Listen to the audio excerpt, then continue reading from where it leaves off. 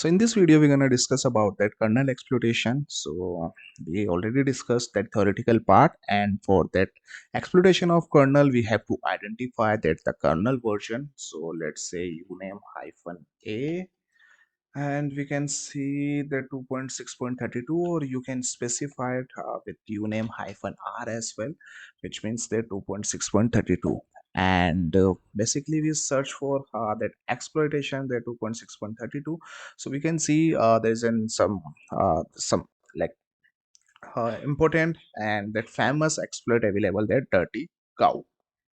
So we have to download the dirty cow exploit, which running in that C language. And if your system is that running or that GCC, which we have already know, so we have to that create or a new file.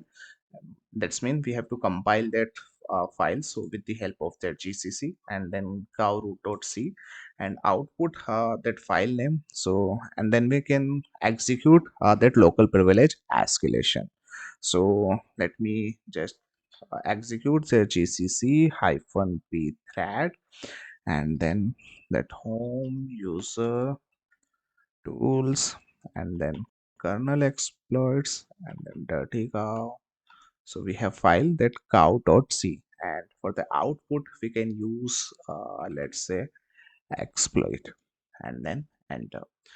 So we can see we have now that exploit file, and we can execute that exploit. So let's execute the dirty cow root privilege escalation, backing up that user bin password to temporary backman. And because of that that kernel exploits can leave the system in and that unstable state. So if you are doing in that client environment, so you have to understand or you have to ask to the client before execute that kernel exploitations. So let me check that who am I, or like it's still in that progress.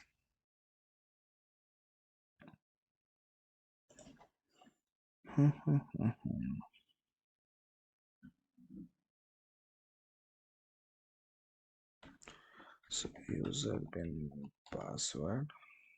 Mhm.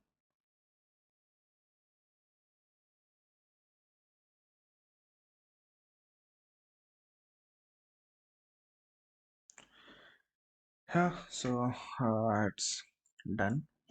And after the done, we can see we have that root debian and then hash. That's mean we have successfully escalate the privileges. So this is the simple way we have to search the kernel version, and if there's an exploit available, we can run directly that dirty cow exploit.